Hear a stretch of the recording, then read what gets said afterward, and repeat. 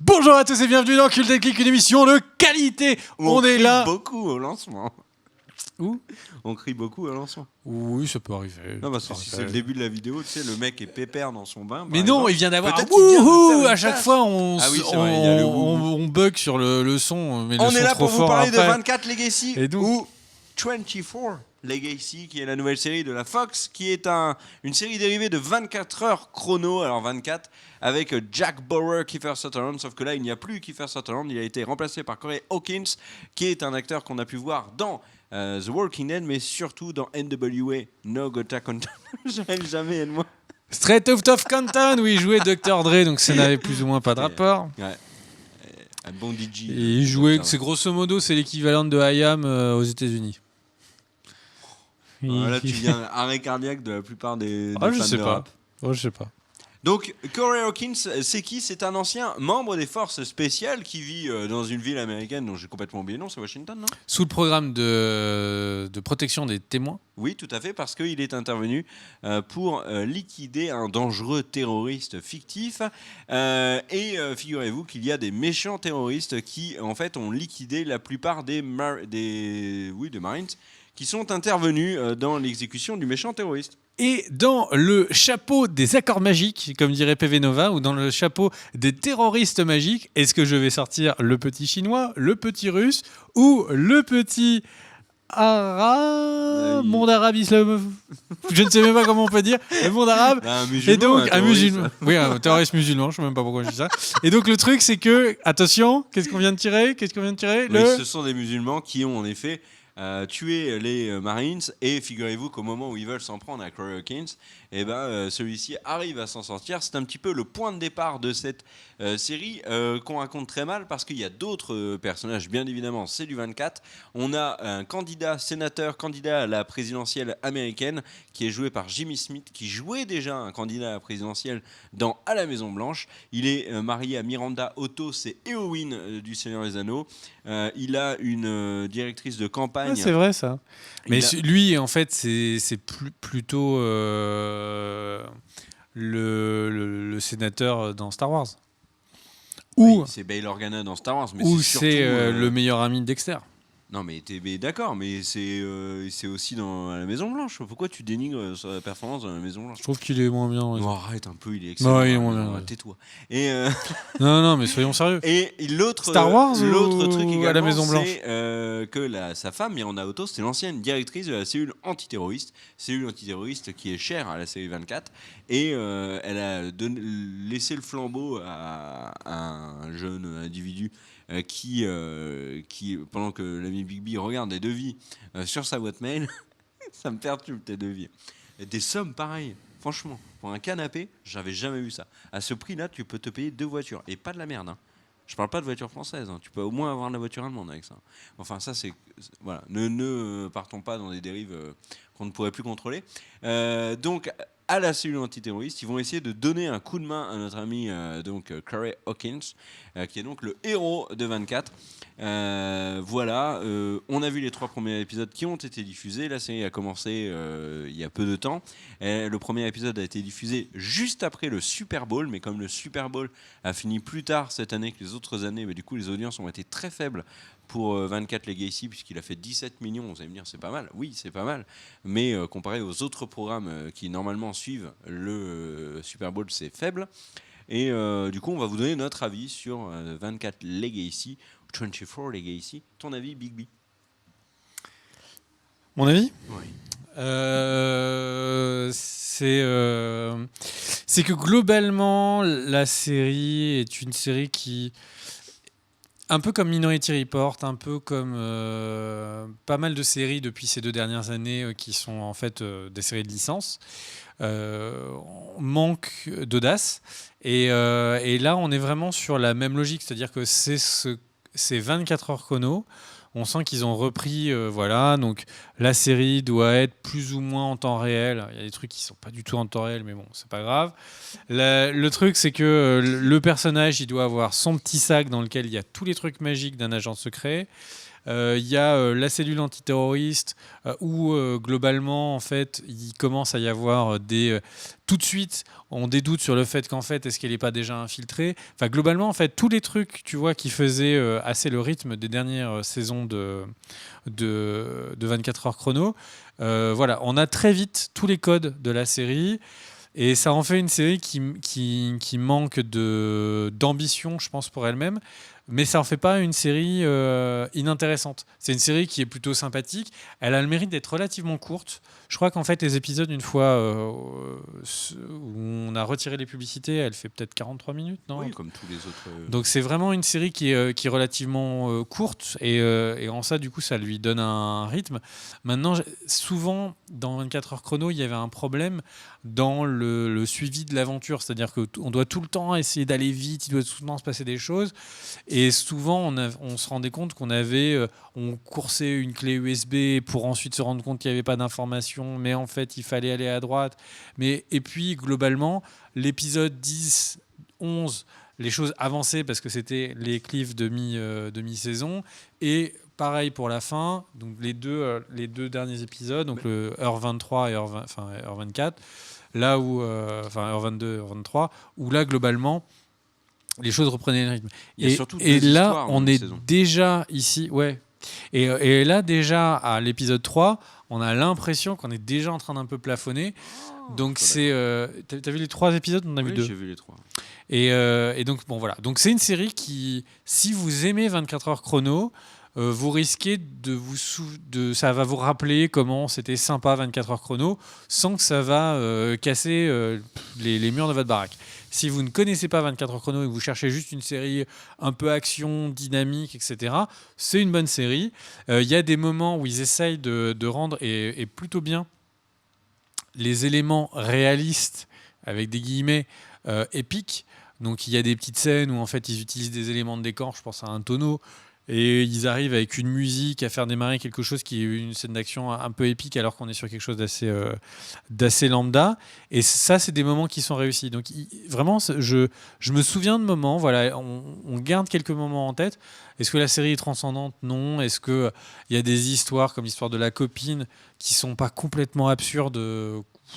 Oui, on a l'impression qu'il n'y a pas une personne aux États-Unis qui n'est pas dans une situation de danger imminent où il peut se faire buter tout de suite. Bah oui, mais bon, si la copine passait tranquillement sa journée dans le canapé devant la télé, ça serait pas très intéressant. C'est exactement ce qui se passe au début et ils sont attaqués par des terroristes. donc voilà. Donc tout ça pour dire que c'est une série qui manque pas d'être sympathique, mais qui manque d'ambition. Ouais. Alors, moi, mon avis, c'est que c'est du pur 24. Voilà. Donc, ils ont remplacé les personnages, ils ont gardé le même décor parce que la cellule antiterroriste, on reconnaît bien le lieu qu'on avait eu dès la première saison de 24. Par contre, on n'a pas Jack Bauer. Je pense qu'il manque beaucoup à 24 Legacy, même si Corey Hawkins s'en sort très bien. Globalement, le casting est réussi. On retrouve exactement les mêmes ficelles que 24, c'est-à-dire des personnages, on pense savoir qui ils sont, mais en fait, non, ils cachent quelque chose. C'est même un peu trop gros. Je trouve qu'en 3 épisodes, on sait déjà trop de choses. On s'est rendu compte qu'en fait, il y avait un proche qui était fourbe, et puis en fait, on se rend compte que celui-là n'est pas si fourbe que ça, parce qu'en fait, il s'est fait avoir par un autre proche, etc. Ça va très vite. D'habitude, ça va moins vite dans 24. Et parfois, certains personnages ont révélé leur identité plusieurs saisons après. Je pense que ceux qui... enfin, pas saison, mais en tout cas, une vingtaine d'épisodes après. Et c'est peut-être un peu le problème de cette début de série, c'est que ça va très vite. Mais ça reste du 24 très efficace. On retrouve vraiment la même manière de faire que dans les 24 avec Jack Bauer. Et on s'ennuie quasiment jamais. Les épisodes, c'est fou comme chaque heure se termine par un cliffhanger, quoi. C'est vraiment un truc de taré dans la vie de ceux qui sont dans 24. Ils ont toujours un énorme problème, c'est les fins d'heure. Ils savent qu'il va leur arriver un truc de ouf. Et je pense qu'à la fin de sa vie, Jack Bauer devait regarder les minutes 58-59 avec énormément d'inquiétude parce que c'est à ce moment-là qu'il y avait une bombe atomique. Mais ce qui était stressant, c'est qu'à chaque fois, quand il passait les minutes 58-59, il entendait dans sa tête résonner le tuc, tuc, tuc, tuc. Par contre, il y a un énorme avantage à être un héros en délicatesse dans 24, c'est que par exemple, vous roulez beaucoup plus vite. Exemple, Moi, pour traverser Paris, pour venir enregistrer cette vidéo, j'ai mis 48 minutes. Et ben, dans Ah 24, ouais, donc ouais, plutôt pas mal. dans 24, et c'est pas tellement le cas dans 24 Legacy, en tout cas pour l'instant on l'a pas trop vu, mais en tout cas dans 24, j'avais regardé, ils avaient fait une distance de psychopathe dans Los Angeles en plein bouchon, en 10 minutes à peine. C'était très drôle. Autre truc qu'ils ont un petit peu retenu les leçons de 24, c'est qu'il y avait une chose qui faisait souvent sourire en début de saison, c'était que dès le premier épisode, Jack Bauer tuait la moitié du peuple chinois. Il y avait des morts absolument partout. Là, c'est moins le cas dans cet épisode. Par contre, il y a eu en effet dès le début une grosse polémique aux États-Unis sur le fait que directement on ait pointé du doigt des terroristes musulmans. Bon, l'intrigue de la série est là-dessus. Bon, pourquoi pas, je veux dire, peu importe l'origine des terroristes, il faut une intrigue à 24, mais à mon avis, et c'est sans surprise, d'ailleurs on s'en rend déjà compte dès le troisième épisode, la vraie conspiration, elle est à l'intérieur du gouvernement américain, ou en tout cas des proches, enfin oui, des instances américaines. Et un autre truc, c'est que cette saison, à mon avis, sera entre guillemets, alors, même si on ne connaît pas du tout le contenu, il y a en tout cas un schéma dont on est à peu près persuadé, en tout cas moi je le suis, c'est qu'on va suivre une intrigue, donc notamment là avec les terroristes musulmans, jusqu'à la moitié de saison. Et la deuxième moitié de saison, on va se rendre compte qu'il y a un nouvel antagoniste, qu'au moment où ils vont avoir l'impression d'avoir résolu le problème, et ben en fait c'est pas du tout résolu. Il y a une saison de 24 quand même, où pendant toute la première moitié de saison, alors j'espère que je dis pas de bêtises, mais il me semble que c'est ça, toute la première moitié de saison, t'as Jack Bauer qui court après la bombe atomique, et à la mi-saison, la bombe atomique elle explose en plein dans Los Angeles. Donc voilà, bon, on verra. Non, elle explose pas à Los Angeles, elle explose à côté, je crois, dans le désert. Oui, mais enfin, il y a des gars qui tombent sur Los Angeles. Oui, bah, il y a quelques millions C'est de dans morts un de moins. hangar. C'est dans un hangar. Il y a je me quelques rappelle, millions de c'est morts dans de un moins. hangar. Donc c'était en périphérie Los Angeles. Enfin bref, le 24 Legacy devrait nous reproposer la même chose, c'est-à-dire à la mi-saison, il va de nouveau y avoir une nouvelle intrigue qui va se développer et la folle journée de Corey Hawkins, dont j'ai complètement oublié le nom dans la série, ne va pas se terminer et voilà. Mais globalement, je dois reconnaître que je suis plutôt content de suivre cette série. Nouveau casting, toujours le même schéma et contrairement à la série donc 24 mais en Angleterre, qui était d'ailleurs 24 mais en 12 épisodes me semble-t-il, et ben là je trouve que c'est plus efficace. Donc j'ai envie de dire pourquoi pas, en plus il y a des acteurs et actrices que j'apprécie en cette série. Donc voilà. Ok, bah écoute, merci de ton avis. Si on non, il y a un résume... truc aussi que je veux rajouter. Il y a un truc qui est. Il y a deux trucs à préciser, deux trucs que j'ai trouvé audacieux pour 24 Legacy, diffusés sur la Fox quand même. La Fox, c'est quand même un groupe qui est. C'est surtout le cas de Fox News, qui est très républicain et donc, on va dire, plutôt traditionnaliste. Mais par contre, sur 24, il y a deux trucs que j'ai trouvé vraiment intéressants. C'est un, il y a une scène de violence policière sur un personnage noir. Et c'est très clairement le personnage noir qui dit non mais attends, moi pour me faire arrêter, me faire tabasser, ça va être hyper facile. Enfin, c'est le héros d'ailleurs qui dit ça. Et très très vite il se fait tabasser quasiment tout de suite par les policiers. J'ai trouvé que dans le contexte actuel que connaissent les États-Unis, enfin moins ces dernières semaines, mois, mais en tout cas c'est quelque chose qui était audacieux de Et faire après, dans en une plus, série. il montre que l'un des policiers, au final, est gentil, Oui. qu'ils sont pas tous méchants. Voilà, c'est ça. Mais ça, j'ai trouvé que c'était audacieux.